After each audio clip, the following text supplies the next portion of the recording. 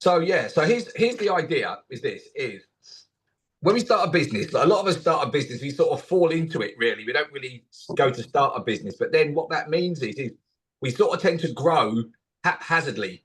And as things come in, we react to them. Now, you can't plan what's going to happen next week or next year, but what you can do is look at how you can grow and how you can scale. So for instance, like even I don't have a 5 year. Well, I've got a 5 year plan. The 5 year plan is to make as much money as possible and retire. That's a very simple 5 year plan. That's not really structured. So what we need to do is look at where we are now. Okay, guys, and look at how the growth's been going, and look back when you first started, and you will see a big change in what's going on and how we grow. Some of us have got shops. Some of us supply to shops. Some of us have got clients coming on board. And it's all a grow. Now, one of the things about what we do is to do market expansion. I do say this a lot. A lot of companies do a lot of cross marketing with other companies, meaning it doesn't matter what the other company does as long as it's not the same as you. And then what you do is you generally help the other person by either cross-referring clients, liking their posts. I mean, the main one is clients. It's so easy to say something like, for instance, I don't know if you got a phone call, Jane, from somebody, but my wife's cousin rung up asking about what she goes for me, what's a bookkeeper? So I said to her, you need to ring this number, and I sent her your number, Jane. I said, you need to talk to a bookkeeper, and they'll tell you what you do. That was yesterday, okay? And that's simple to do. I haven't heard from any. Well, give her. You know, people don't react very fast. They ask questions, Jane, but I've given, because they goes, we've got an accountant. I goes, well, the accountant costs a lot of money. I goes, a bookkeeper will do the same job, but won't charge you accountancy fees for doing it. I go, then the bookkeeper, then the accountant end of the year just submits the books done by the bookkeeper. I goes, it's much. You've got to be careful what you say there, Rob, because in most cases, everybody does need an accountant. No, I didn't say that. I said to them, they need an accountant at the end of the year to do your submission. Do your tax return, but a lot of accountants don't do bookkeeping. They'll do what I call skimming around the edges, which is called cash accounting, but they don't actually do bookkeeping. And some accountants won't entertain bookkeeping. They like the end of year, where I don't like end of year. I do the books. So, yeah. Yeah. And that's what I said to her. You need both, but the bookkeeper will do your books literally throughout the year. Yeah. I said, you don't want to be paying an accountant monthly to do your books. I goes, it's expensive. It's the wrong way to do it. Yeah. I want to do it. Okay. So that's one way. Okay. The other way is, as you grow, there's things like hiring and outsourcing. So at the moment, we do everything. We are the marketeers. We are doing our books. We'll try and do our books. We are talking to clients. We are trying to sell things. We are making things. Literally, you are the whole team. Now, the idea is slowly to remove yourself from that position. So very soon, I mean, Hannah's having the thing at the moment is, and it's outsourcing or hiring. Okay. So it gets to a point where you have to make a decision on what you do. It gets to the point where the company itself can't do it itself. So you've got to look outside and go, do you outsource or do you hire? There's benefits to both. Okay. But the main benefit of outsourcing when you're growing is you haven't got to commit to taking an employee on. No. And that's a very, very, very big commitment that you need to make sure you've got enough work on to commit them. The reason why you outsource, the outsourced person is only there when you need them.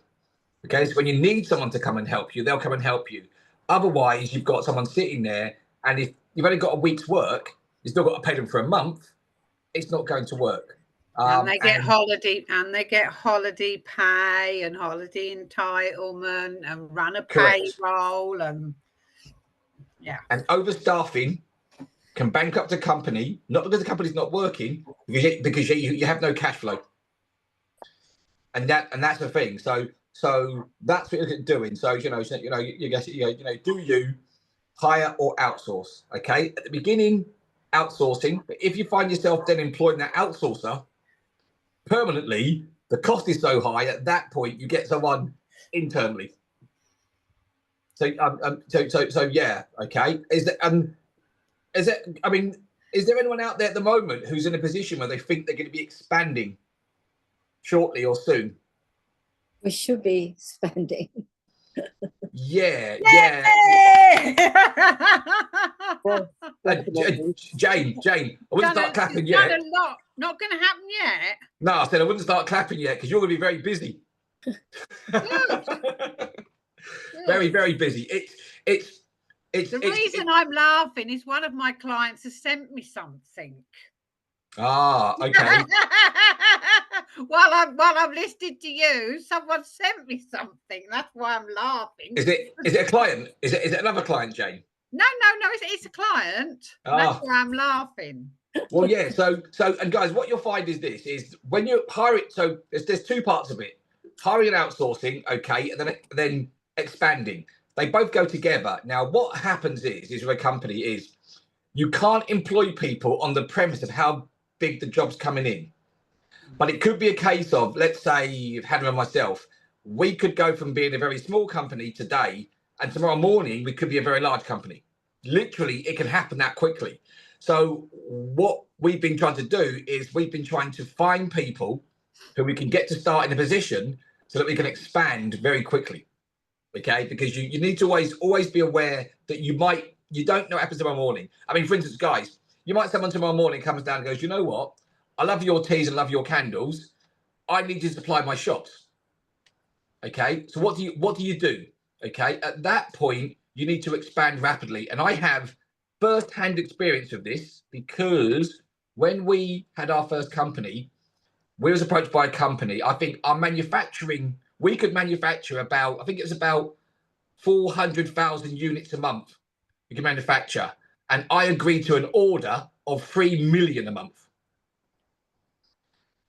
What did I do? Did I turn the work away and not get the work? Or did I take the work and then worry about it afterwards? So me being me, I took the work, and then this is where the story, Hannah, this is where Taiwan comes in, and then flew to Taiwan twice to go and, on bended knee, convince our factory why they should rapidly increase my production overnight, which is never a good thing to do. Okay, but the thing were you able to fulfill the order? Yes. Oh, that's good then. Yes, it paid off. Well, the thing was that the way I looked at it was to say no, meant no. So if I said yes and couldn't do it, it's the same result, if that makes sense. Yeah. So saying no is a bad idea, okay? And one of the things I learned about business was the only problem is no orders, not an order too big. An order too big can be fulfilled, okay? And no orders means no business. Okay, so I took a swing being me and thought, why not? Okay, so we did that. We managed to pull it all off. Then we expanded more around the world. But then that's why I say to you, when you first start, I always say to people, you don't need to go further than the people around you to grow. Mm. You get to a point where you expand. And for instance, I got our product into Walmart in America, GameStop in America. It was all over the place. Okay, and at that point, you suddenly realize that it suddenly expands and then explodes, and literally you have to be in a position where you can follow that. So even though you may be small today, tomorrow morning it takes Sainsbury's to say to you, I want to stock your teas as one of our premium teas, and all of a sudden you've got to sit down and look at production. So with Michelle, I know she's spoken to manufacturers about manufacturing it for her, but you still need to make sure that you've got that plan in place to do that. With Salisha, you might find yourself having to look at how you can expand your candles. Yeah, so if you want to carry on doing, handmade candles means you've got a limit on how far you can expand yourself. Okay, yes. So the way around it is you would get a factory, but the factory itself would still make handmade candles. They just wouldn't be handmade by you. Yeah. So it's funny we should be talking about this, Rob, because actually right now I'm looking at stores, and I've already dropped my candles off at a few stores. So now it may be at that position where so what they're going to do now is they're going to see what the demand is. Now, these are big stores, they're garden centers, right, that have been established for many years. So if I get the position where they're ordering, I don't know, like 100 candles a week or whatever from me, I'm going to be in a situation where I can't do that because I'm a one-man show at the moment. So it's funny that we're having this talk today because that's the next step for me. Like, what do I do next? Because one, I'll need to have enough space to make them, at the same time and not sort of do them in small batches because I don't have enough space. And the second thing to that will be actually getting in help, so having to employ people sort of on a part-time. It's weird because I had a recruitment person come in the other day and she said, we could get people for you if you're looking for a minimum of 16 hours a week of work. So that's probably where I'd have to go down get people in and I'll be sort of overseeing the full. Yes, you do. Okay. Now, a tip for supermarkets and chains, what I learned as well is when we got the policy to Walmart, we convinced Walmart we had these stands made, our own stands made out of cardboard, but all colourful, so that our product sat on the end of the rows. Okay, because when you go to a supermarket, there's prime positions and sub positions. The prime positions at the end, people stop and reach the end and then walk down.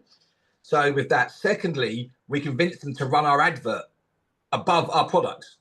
So when people walking past, the advert was running, so they're watching the advert and then looking down at the products. If you look in supermarkets now, a lot of shops, a lot of places you'll see, especially when the new products come in, they'll run an advert to tell people what they are.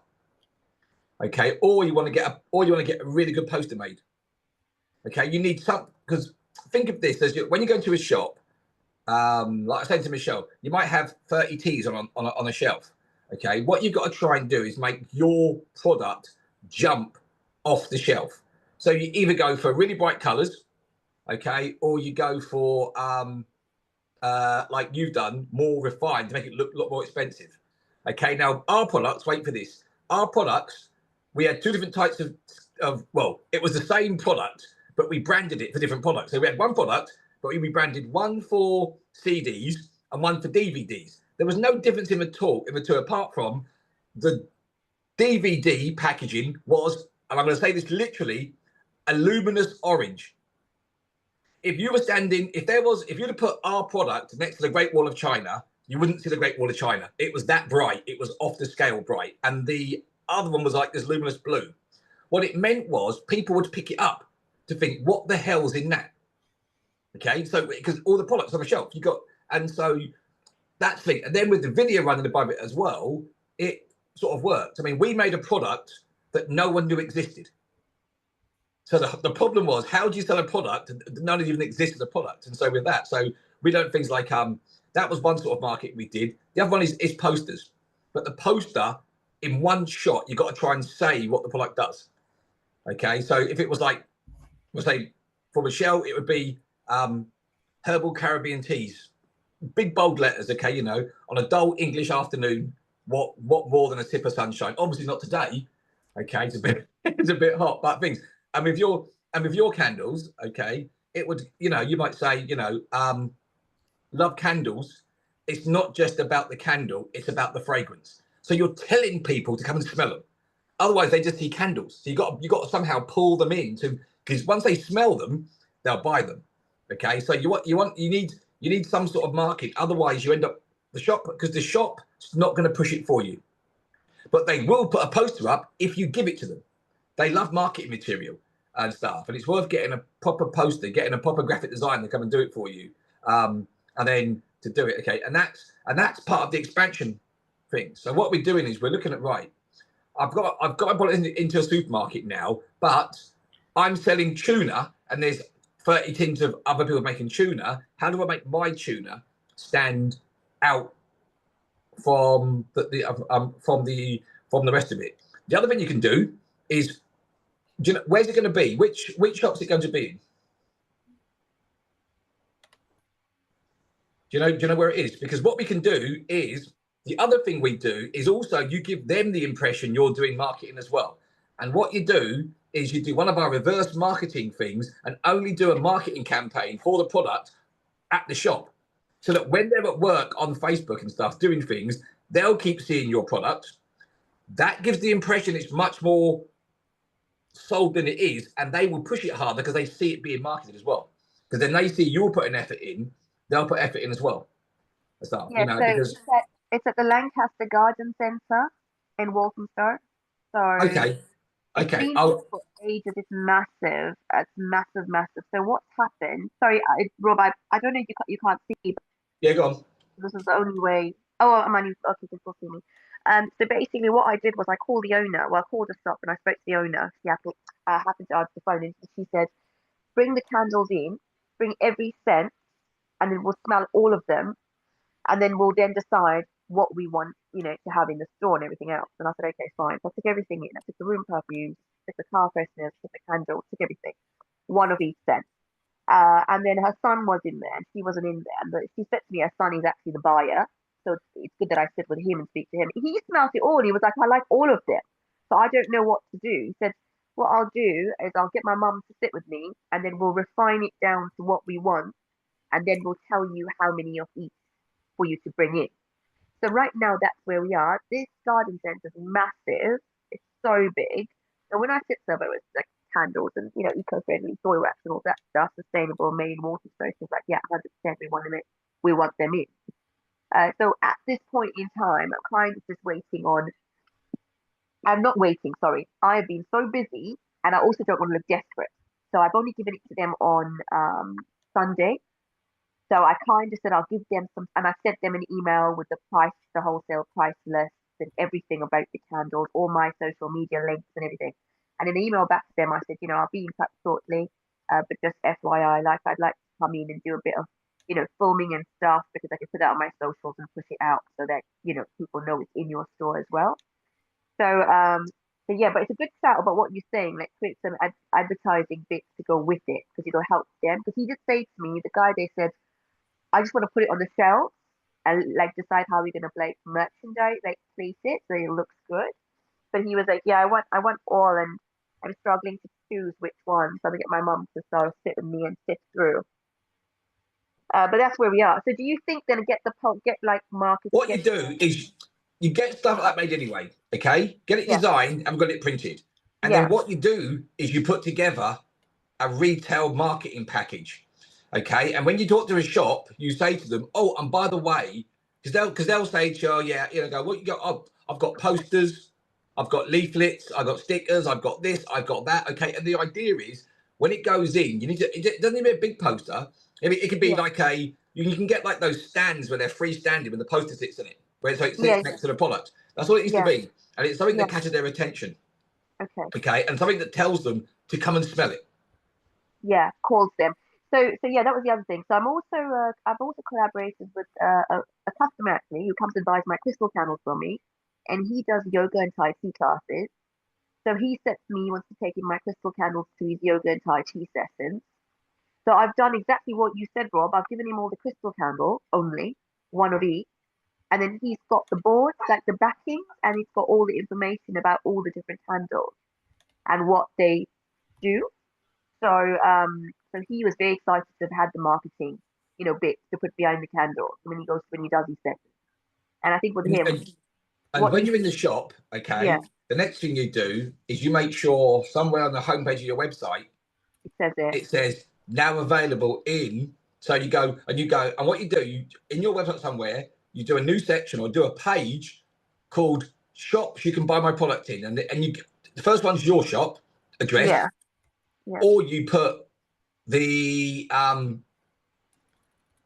shop first, okay, so they get at the top, okay, because then it's things, and then we'll go around, and then you start to do it that way, and you go up, okay, and that's it's getting in's hard, but then we got to make sure it stays in, and you do whatever you can to grow it, because once it goes into one garden shop, you talk to the next one and say, oh, it's in here. They go, and you've got the video footage and stuff of it in there. Yeah, okay. And then they go to your site and they see it there. I mean, I think at one point our product, and I don't know what it was. It was America. Don't ask me why America happened first. It just did. But our product was most probably in the top 15 electronic shops in America. Wow. and Walmart. It was everywhere. GameStop, everywhere. I don't, because once it went into Walmart, everybody else wanted it all of a sudden. You know, and so once you're into one shop, it's easier than to go, we've got it here, here, and here. And you start to list the places out. I mean, we started listing out shops on our website and gave up in the end. There was too many. It was crazy. And then it's easy. And then when you're talking to people and stuff, like you're doing your live, you go, don't forget, guys, it's not available. You get it in my shop here, here, here, here. And yeah, and that's all part of the and that's all part of the expand. See, you're looking at hiring and outsourcing. Okay, you're already expanding into new markets. Okay, you're already doing partnerships as well. And what we're now doing is, guys, we're going to create a sort of 1 to 5 year vision for the business. I'll just use Salisha as an example, because we're already talking to Salisha this. So we got a 5-year goal. Okay, Salisha. So the goal for you now, okay, is to get yourself into a few retail stores. Okay, that's goal 1. You're new there. You're literally halfway there. I know Michelle's in shops and stuff already and talking to other retailers. You know, sometimes you might need to push them. So, Michelle, if you're listening, you were talking about which was it? You was talking to a big retailer, wasn't you, as well? I was talking to Tesco's and to Whole Foods, but it's hard to get into Whole Foods. And I'm not really scaled at the moment to get there. So as much as I wanted to get in there and I was trying to get onto their accelerator program, not really big enough for it. So putting myself in places like health shops has helped, because we're in 4 different health shops. Michelle, if you give me a list of all the shops you're in, yeah, I'll add them to the website. The reason for that is when you're talking to people, you can say to them, oh, if you go to the website, you can see a few of the shops we're in. yeah. Okay, and being in shops makes you bigger than you are, if that makes sense. Mm-hmm. Okay, so what we're doing is we're looking at it's the expansion, and everyone says, you know, how do I expand if I'm not in anywhere? And sometimes it's taking that leap of faith. Now, some people would say, but if I ask Tesco's, they might say no. You know my approach. If you don't ask, the answer is no anyway. So why not just ask? If you're convinced it's no, then ask. You might be surprised with them. But then I would say, for instance, with you, Michelle, I would talk to farm shops. Okay, because farm shops sell high-end products. They're just not cheap to go to a farm shop and buy stuff. Okay, you know, so your product in a farm shop, believe it or not, won't be expensive. It'll be normal. Okay, but I guarantee you this: they haven't got Caribbean herbal teas in their shop. Okay, and they're always looking for something different. You know, they always are. Okay, so I would get a list of farm shops, okay, and just ring them and say, is it okay if I send you an email over with what I do in the products and a description of this? Here's my website, bits and pieces. Okay, because it's some will say no, some will say yes, and you'll get into 1 or 2. Once you do 1 or 2, it's then easier to get out and expand out. So part of the plan for the next year, guys, is planning on which retail tours you're going to try and talk to and get into. That's the goal of year 1. It's sort of like sitting and going, right, let's at least get a list of farm shops. Let's get a list of retailers that will sell my product. Okay, let's get a list of potential clients I want to talk to. For Jane, for instance, she should be saying to herself, right, let me get a list of all my clients together and start asking them to actually refer me to their other business friends. Okay, it's all a plan we got to do. And just by doing that, it will focus on where to go and what to do, okay, and how to do it. I mean, I'll tell you how it's worked with Hannah and myself. If one of our jobs will start tomorrow morning, we already have, what, Hannah, 12 people ready to go? Yeah.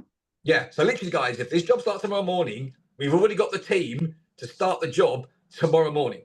That's where we are already for the jobs that are going to start. You've got to look at that. Otherwise, the job would start, the client would be waiting, and then we'd be running around trying to find the right people. Okay, so you should be looking, guys, for people who can help you make the products.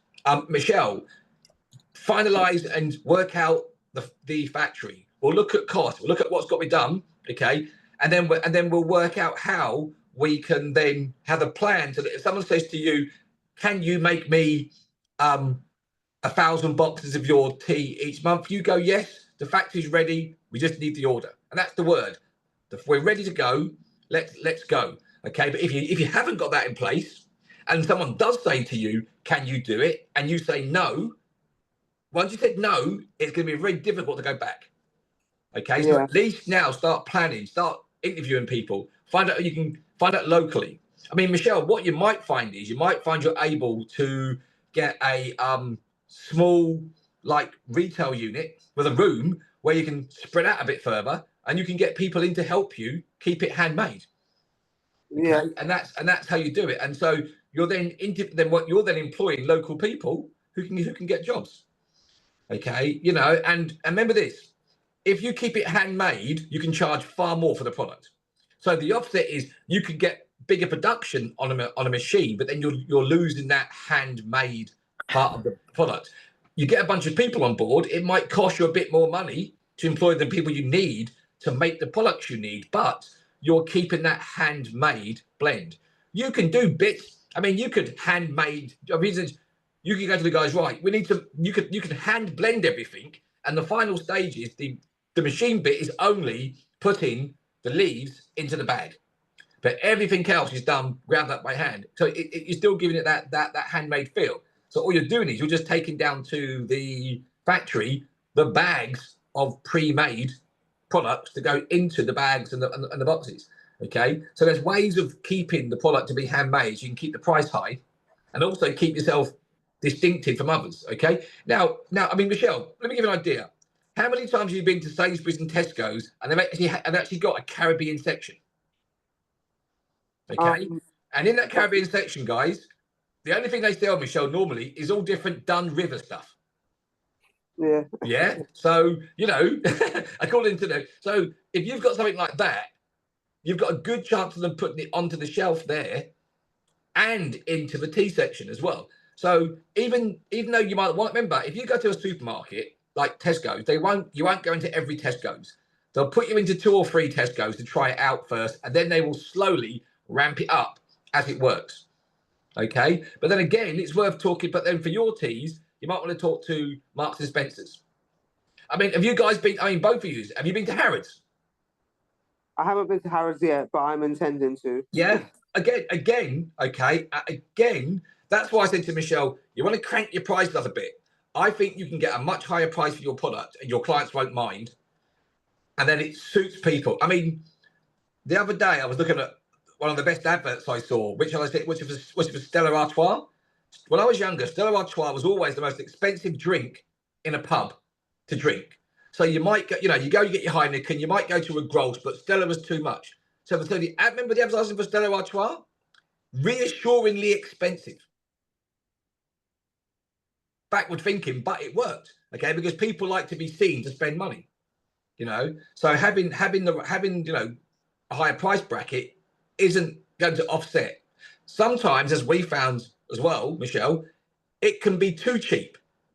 Yeah. So people say it can't be handmade; it's too cheap. So sometimes you have to make the price just higher because of what you do. Okay. Oh, yeah, so definitely, when it's in Harrods, it won't be £6. I'll tell you that. And okay. So what you do, Michelle, is we crank up the price on the site, but we give to the clients a discount code so they get it at the same price. So that if a retailer goes to your site, Michelle, they will see a higher price product.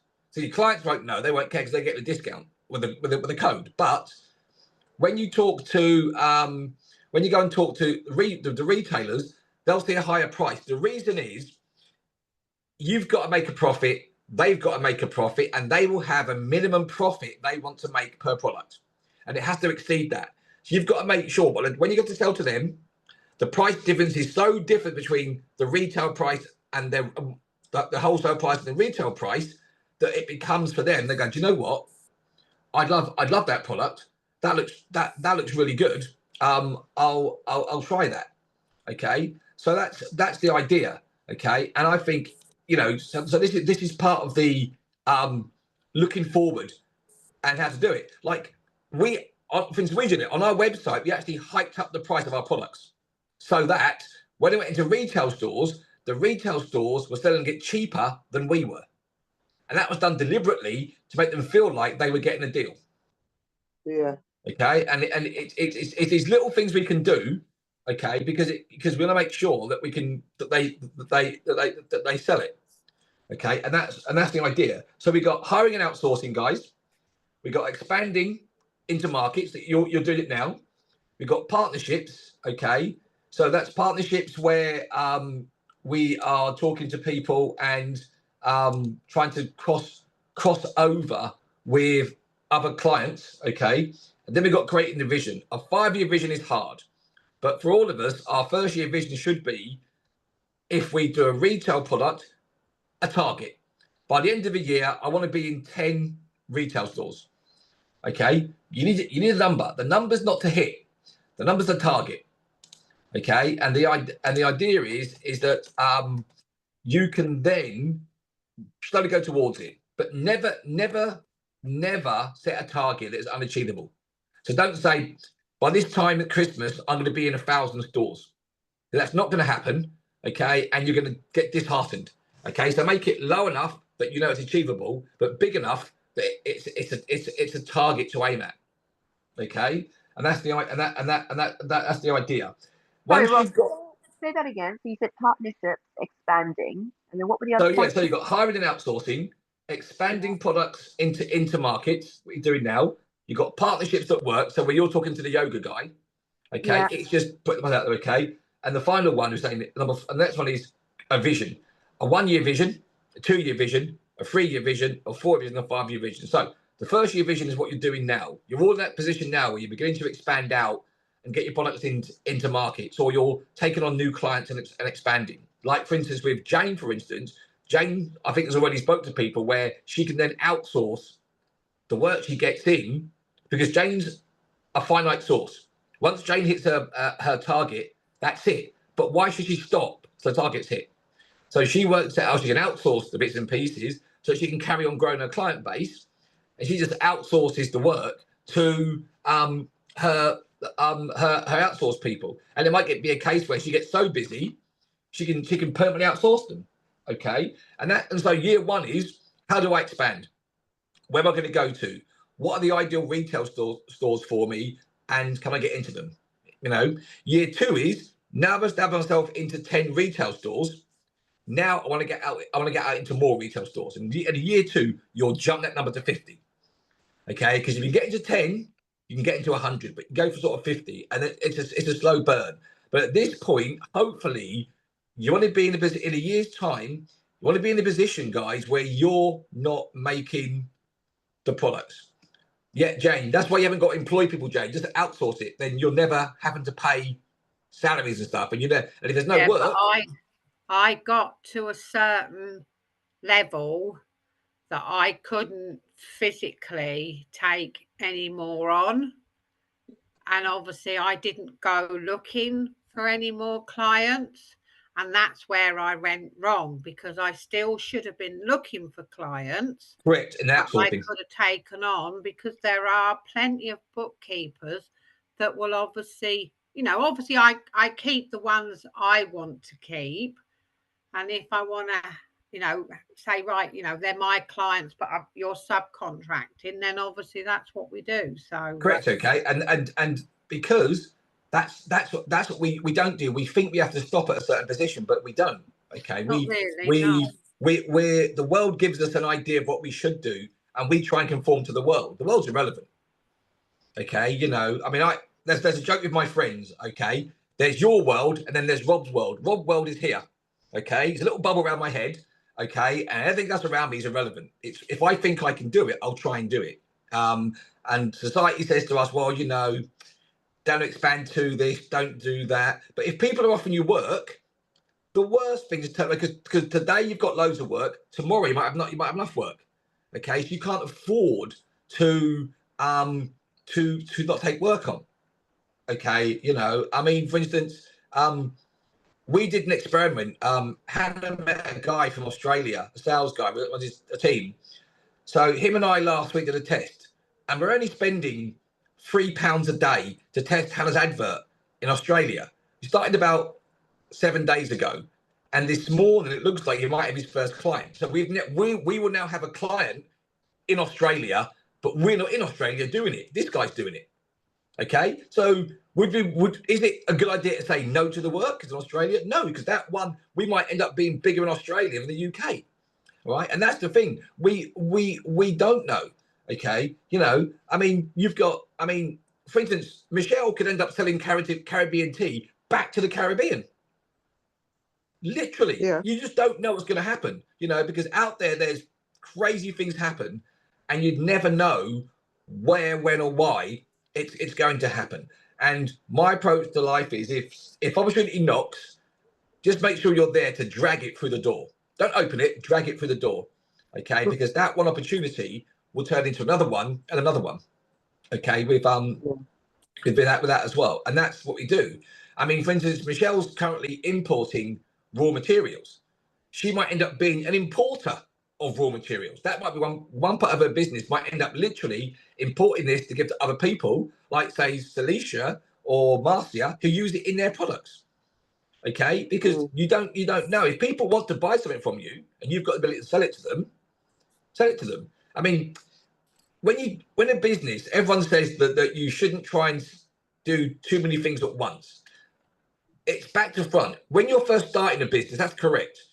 When you're first starting a business, you stick to what you know and you grow your business. But if someone comes to me tomorrow morning and goes, "Hi Rob, I hear you're importing lemon balm. Yeah, I need 2 tons a month." Do you think it's a good idea to say no to that? Really? Okay.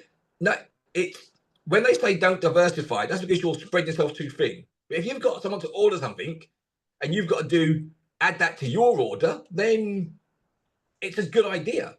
Okay. But then before you know it, you might end up being a bigger importer than a tea maker. Okay. So we in business, we try and take the least path of resistance to make money.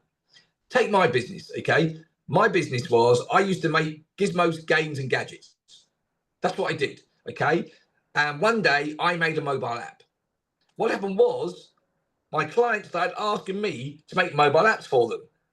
First of all, I said no. Kept saying no. So what's happened over time is I've stopped. I no longer make gizmos, games, and gadgets. I'm now a software developer. I had no intention, trust me, of being that wasn't my idea. My idea was to be really big, to learn my gadgets and stuff. But I thought if people keep asking me to make software, then I might as well make software. You know, so sometimes your business might take a rapid turn, but you don't know why. Okay, but we just do it. Okay, and that's what we do. So all we got to do, guys, is get a bit of paper and write year 1 on one piece of paper. Year 2, year 3, year 4, year 5. Year 5 is technically you should be stepping back and the team's doing it for you. And all you're doing really is the figurehead. I said to Hannah once, the job of a CEO is to go out on the golf course, go out for meals and wine and dine clients, not to be working at all in the business itself. I'm still waiting. I'm still waiting. Yeah, I know you're still waiting, Hannah. Hannah, next week. That's next week, Hannah. But yeah, but that's the idea, guys. You know, you want to be in a position where you can, you know, the dream is I want to go around and I want to be firing a rocket into space and chasing along with the rest of these guys. You know, where you can do what you want when you want. Every business starts small. Think of the Body Shop. At one point, guys, she was at home making stuff in her kitchen. That's where she started. Okay. Where did Alan Sugar started? Was he selling socks on a market stall? Okay. Richard Branson started selling records. Okay. Remember this, they all started really small and really humble, but over time, they just became bigger and bigger. And what they didn't do, when someone said to Richard Branson, "You can't start an airline with no money," he went, "Watch me." And literally, he started an airline with no money. Okay. That's because he believed it could be done. No one else did before because no one else had tried before. Okay, so yeah, and that's the idea. Okay, so write down your 1 year plan. The 2 year plan is an expansion on the 1 year plan. Okay, by year 3, you should be looking at having some sort of factory facility or staff involved to making it, maybe even year 2. Okay, you want to be in a position where literally you're expanding and you're coming out of the day-to-day, and what you're doing now is you're going around to the big retailers, the shops, the stores, and you're now getting the product onto the shelves. Okay, and then once that happens, you're going to need somebody to do stock control, orders, and deliveries. So bit by bit, you're taking on more people, but all this stuff can be outsourced as well. So you can leave your products at a certain location in a like a warehouse, and that warehouse will do all your deliveries to your other businesses, but also to your clients as well. Okay, so there's things you can outsource as you go along and grow. You don't need to do it all yourselves. Remember, at the moment, guys, you are everything. You are doing the books, you're doing the ordering, you're doing stock control, you're making, you're doing marketing, literally singing and dancing. Okay, and you're juggling all these hats. But we're not experts at these things. And at some point, you're going to employ somebody, trust me, that's going to be far better at that role than you are. And that's why you do it. Don't micromanage. It doesn't work either. If someone's better than you at something, leave them. If you're going to micromanage them, don't employ them. Do it yourself. Okay? Because so it's just a learning curve. So get the plan in place. Okay? In fact, as we're sitting here and we've learned the lesson, once you've written your plan out, put it into ChatGPT, okay, and it will give you an idea of what other businesses have done at the stages, what they were in with your business. So say to it, here's my 5-year plan. Look at a similar business, and you can tell me where I am compared to other businesses, and you can name them. Name a business. You could name the Body Shop and find out where they were after the first 5 years, okay? Or any company started small. Every company on the shelf started small, whether it's a cooking sauce, all the same. Okay, with that one. I mean, I saw. Is there any gin drinkers out there? No. Maybe not. Right. Have you heard of Warner Edwards Gin? No. Right. Warner Edwards Gin. If you go into most pubs in the UK, you will see a bottle. They were the guys that started doing things like rhubarb gin. They were the first company in the UK who did flavoured gins. And my friend Vari took them from 2 guys in a shed, okay, to being in every high-end shop in the UK, every farm shop, nearly every pub in the UK now stocks their gin. I remember going out once to Carfest with Vari, and they were there, and they got their first stand, and they were selling the bottles of gin there. But I got a picture of my youngest daughter holding a bottle of rhubarb gin, which is about 12 years old. But that's how it started. Okay. And slowly, they started in places. And the more places they got into, the easier it was for them to expand. Because once you get it into one place, other shops see it and it's being sold, they want it. What's it called, Rob? What's the Warner Edwards. Oh, I can't hear you. Sorry, Warner Edwards Gin. 1 second. Let me write it in. 1 second. Let me, if I can go into. That one, I drink gin, but I've not heard of that brand. But I've tasted all the ones that are mixed with like elderflower. Yeah, well, they were the company. They were the first company in the UK to do flavoured gins. Oh, right. Okay. And what happened was they were making gin, and one was a farmer, and he had rhubarb. And one year he just had way too much rhubarb spare. So they said jokingly, "Let's put it into the gin," and that's how they did the first flavoured gin. It was a rhubarb gin. Nice. The flavoured gins are quite tasty. So that was quite a good. You know what I mean? It was okay. And also what they did was they made gin more sexy, because before that, gin was drunk by drunk people who were poor, basically, wasn't it? That's the way it was in gin. It wasn't a flash drink. They turned it into a flash drink as well. They upmarketed it. Nice bottle, things, and seriously overpriced. I mean, really expensive. I'm going to start doing my blackberries again, because I did blackberries last year in vodka. It was fantastic. Yeah, and but they charged a lot of money for this, okay, and people lapped it up. I was stunned. I thought, wow. I mean, luckily we got a lot of free ones.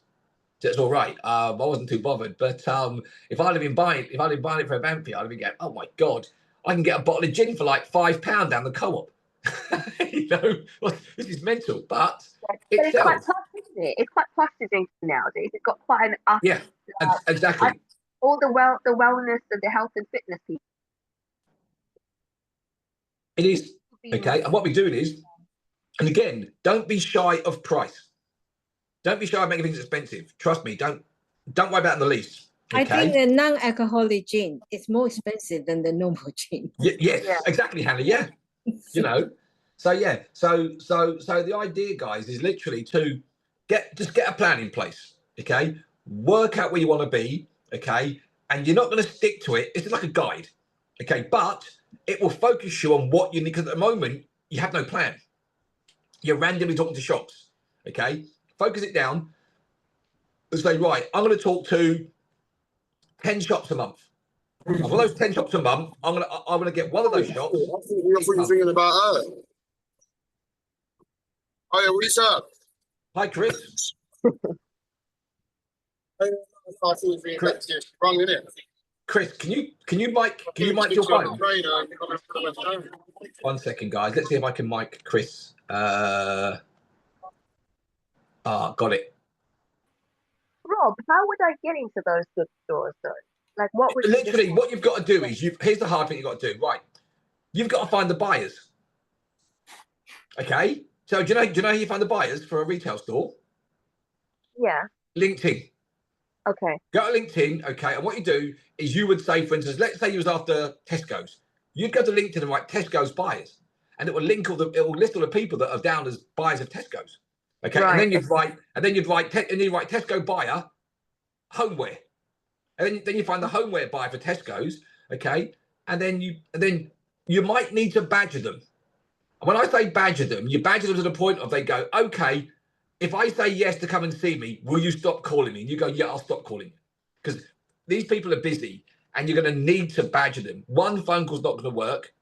Okay, you need to be resilient with them, because remember this, they're going to have lots of people doing the same thing. And it's the ones that are most resilient, you're going to get through to them. Okay. And what about in terms of like, what do we know? Does anyone? Sorry, Felicia, I lost you there. Say that again. I said, what is the criteria that they look for? Like, I don't know. I think you said Michelle's in some of the stores already. Like, are they looking for any particular criteria of person? You know, like a seller, a producer. What they're looking for is something different. Okay. So, for instance, Michelle's difference is these aren't just like PG tips. They're not even some posh tea bags. These are herbal Caribbean teas. So it's different. Okay, by Hannah, but with you, Salisha, you should be saying, I don't just make scented candles. I make candles with scents that are different. It's not like lavender. You go, it's not the stuff your granny wants, you know. It's the stuff your girlfriend wants, you know, the stuff your mum might want, not your granny, but your mum. Something they know, yeah. Yeah. So you need to make sure that when you're talking to them, you're telling them why. Because remember this, they're going to say, we've got candles. Why are you different? And you go, here's why I'm different. You go, imagine your favorite perfume as the candle. Oh, that's interesting. Different. Okay. If you said, oh yeah, I do candles just like Yankee candles, I go, but we've got Yankee candles. You don't want more. So you need to make sure that when you're talking to them, you explain to them why you're different. Okay, that's what you got to do. What makes you different to the person next to you or this person here? Okay, and you all make stuff that's different. Okay, I know we buy a lot of candles, and I've seen scented candles that are just scented candles, but not candles that have smells that you might know and might recognize. Your favorite perfume. And this as well. I mean, it's just the way people are. They want to. You've got a retail store, and they're always looking for an edge. They want something different they can talk about. So when it's in, have you seen these new candles?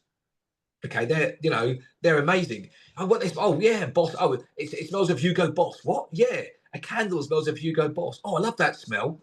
Exactly. Okay, so you're giving them straight away. You're putting in their mind something completely different. And it's hard to get a product into. But remember this, okay? Take innocent drinks. Tesco's already sold fresh orange juice, and innocent drinks convinced Tesco's and Sainsbury's that their orange juice is better than their orange juice. But hold on a minute. All they're doing is pressing bloody oranges. There's nothing different in an innocent orange juice apart from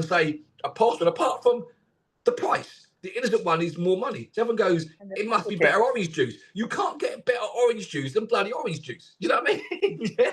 But the packaging, isn't it, and the price. They probably put the price up and the packaging. Okay, right. I will tell you one of the best advertising campaigns ever, and that was Sunny D. When Sunny D launched, their target was, they said, if we can get 1% of the market of drinks, that would be an achievement beyond compare. At one point during Sunny D's life, the only drink selling more than Sunny D was Coke. They were that big. Remember, they were everywhere. They were massive. And the advert was, the fridge opened up and you had all these bad drinks and then you had Sunny D. Okay? It looked like orange juice. So all the parents went, well, you look, the kids love it and it's good for you. Okay? Until someone pointed out, if you was to get a jug of Sunny D and leave it in a desert for a year, you could still bloody drink it. There was so many added, and then it went down the pan. But by that point, they'd sold more products than they thought they were going to sell in the lifespan of that business. They didn't care it went down. Picture this. Picture me starting a drink company today, and in 5 years' time, I was challenging Coke. That's mental.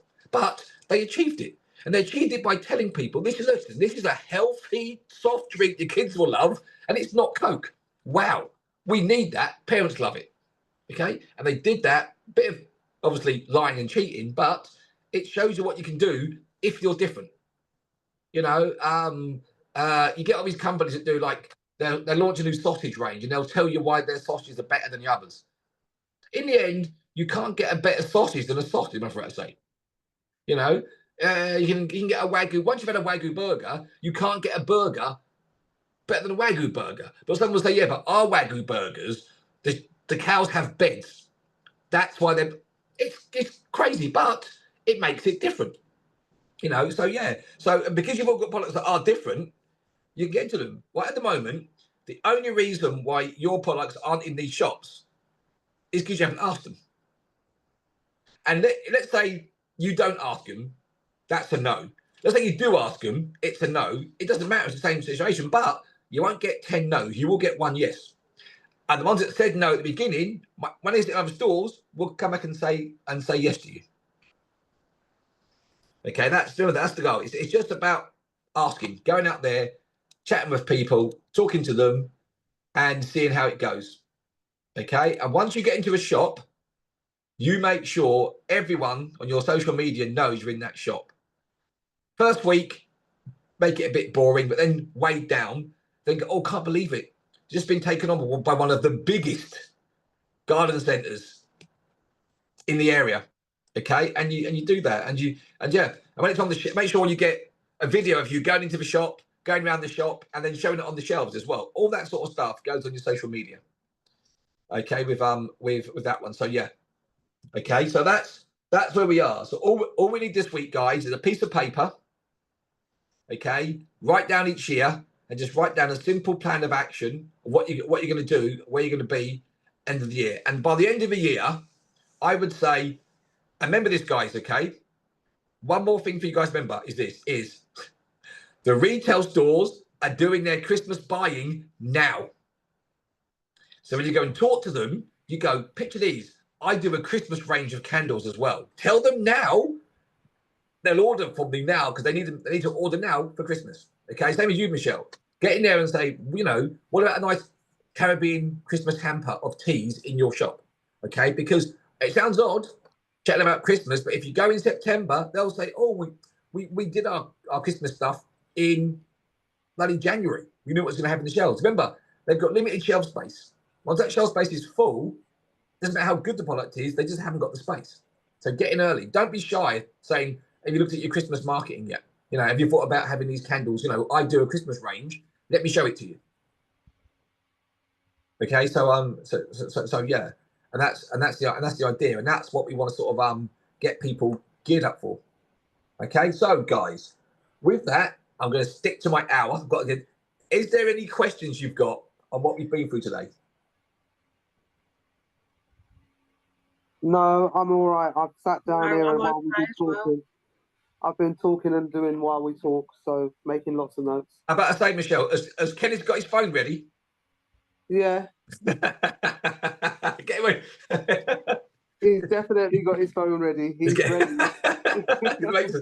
make a few calls, Kenny.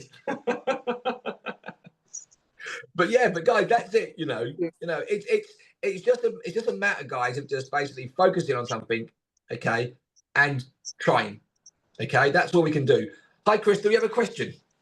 No, it's just that I've missed the whole bloody meeting. That's all. I had Don't work. worry, it's on recording and It's on record, Crystal. Yeah, it's on recording, Crystal, and it's on this week. We're doing on how to basically grow your business, how to expand it, and not worry about where am I going to find this member of staff from, because you're going to do it now. You're going to have a plan of who you need and what you need when you need them, okay, and then you go for it.